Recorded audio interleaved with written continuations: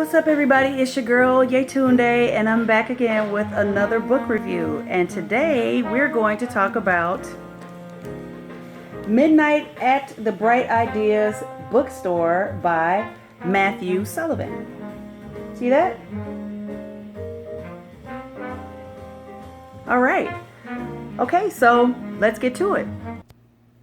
Okay, so Midnight at the Bright Ideas Bookstore starts out with a young lady whose name is Lydia. And Lydia is, she works at the Bright Ideas Bookstore. Now, Lydia is she's kind of a loner. She doesn't really have a social life that much. She doesn't seem to have a whole lot of friends. And she stays to herself a lot. But she loves working at the bookstore, and the bookstore itself is it's like a privately owned bookstore, and a certain kind of clientele frequents this place. So this bookstore is kind of a haven for not only bibliophiles like myself and people who read all the time, but people who are kind of into rare prints and out of print books, and people who are also loners and they don't really have a social life and they don't have a lot of friends. So the bookstore is kind of filled with what others would say are weirdos, freaks, whatever, but just different people who like to go in there and spend time alone reading and that kind of thing. So it's a special kind of place. All right. Now, one of the people that frequents the bookstore is a guy named Joey Molina. Joey Molina is a young guy, very quiet, very mysterious. He kind of latches on to Lydia for some reason, and it's almost creepy. But Lydia kind of takes to him and kind of takes him under her wing. She basically treats Joey like he's kind of a child almost, or like a little brother, really. And she kind of looks after him and worries about him and things like that. So, but Joey Molina comes in almost every day, and he keeps to himself, really, but he reads a lot. Okay. So that's where we are at the beginning of this book. So very soon after the book opens, she's in the store one day, and they're close to closing up, and she hears a noise upstairs. Now, upstairs is another part of the bookstore, and Joey usually goes up there when he comes in. He goes up there to read, and he kind of stays to himself. So she hears a noise like something falling off of a bookshelf, and she doesn't really pay much attention to it, but her and another guy who works in the bookstore are kind of looking at each other like, what was that? Did you hear that? And so they don't say anything for a while, but then they hear another noise, and it sounds kind of like, I think it's described as like a flapping sound, almost like there's wind blowing through like an open book, and it's blowing the pages back and forth. So she finally goes upstairs to investigate, and she finds that, unfortunately, she finds out that Joey Molina has killed himself, and he is hanging in the bookstore in between the shelves, like amongst the bookcases. And so they, of course, she's distraught. They cut him down, but she finds a picture.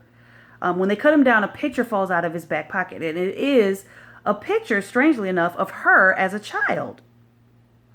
It's like one of her birthday parties when she was young. And in the picture are two of her childhood friends, a young Indian boy by the name of Raj Patel. I mean, really? Y'all couldn't think of another Indian name? Just Raj Patel? That's like John Smith. Anyway, Raj Patel is one of the kids in the picture, and then another kid in the picture is Carol.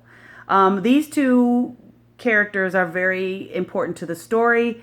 I'm trying to tell you as much as I can without giving away anything because there's so much in this book. But anyway, so she finds this picture, and now she's like, okay, this is deeper than I think it is, because when he dies, he has this picture. First of all, how did he get this picture of me? I didn't know him back then. He wasn't even born back then. So why does he have this picture of me when I was like a kid at my birthday party. I know he wasn't there. So how did he get this picture? So to add to the mystery, on top of the picture, she finds out that Joey has left her messages in a whole bunch of books that are in the bookstore. Okay, now this is the one part that I was kind of like, really? Okay, so this is the way he leaves the messages. He basically cuts out holes in books. Okay? But the holes are not, like, he's not cutting out words. He's just cutting out holes in books, right? But then what he does is he pairs the cutout book to another book in the bookstore. So what she has to do to decipher these messages is take the book with the holes cut out and overlap it, the page, over the corresponding book that he told her to get, and then see the message. I mean, but why not just cut out why not just cut out the words and put them on another piece of paper?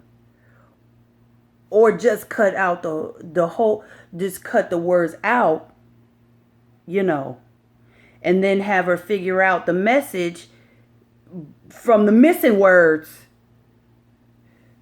I mean, why not just do... Anyway, so most of the book is her trying to decipher these messages from him. Okay? So she's a good one. She's a good one. Because none of y'all get no bright ideas with me and try to leave me a message with cutting out holes. First of all, I'm going to be upset with you for cutting out holes in a book. Because y'all know how I am about books and stuff. I'm going to be upset. Anyway, so she's deciphering this message or whatever, but there's another side plot here, okay? Because when Lydia was young, she experienced a very traumatic experience as a child, and it involved a serial killer by the name of the Hammer Man. Okay, seriously, Hammer Man is accurate and it's applicable to what happened. But I just need dude to try a little bit harder with the names. I don't understand. Anyway, so she had this traumatic thing happen to her when she was a child. That also involved her friend Carol, who was in the picture. Okay, that was in Joey's back pocket. So there is a connection, which you find out when you read this book. There's a connection between all of them. Raj Patel, Carol, her, Joey Molina, everybody. The Hammer Man, everybody. Okay? So, it's a nice ride. It's a pretty cool journey, just finding out how everything kind of fits together after a while. And if you're like me, if you're into mysteries and you like stuff, suspense and mystery and stuff like that, I think it's a good book. I think you'll enjoy it. I recommend it. I just had some issues with the whole cut out the words and why did it have to be that? I didn't understand that part. I understood it, but it just seemed a little too precious for me. Yeah. So anyway, the name of the book, Midnight at the Bright Ideas Bookstore by Matthew Sullivan. I highly recommend it. Check it out. Let me know what you think. Give me some comments at the bottom. And I will see you again soon when I talk about the next book, which I don't know what it is yet, but we'll all be surprised. You guys have a wonderful Sunday, and I hope you have a chance to read something that you like today. And if you have anything that you want to recommend to me, let me know. Holler at me in the comments. All right? I'll talk to you later. It's your girl Tunde signing off. Bye.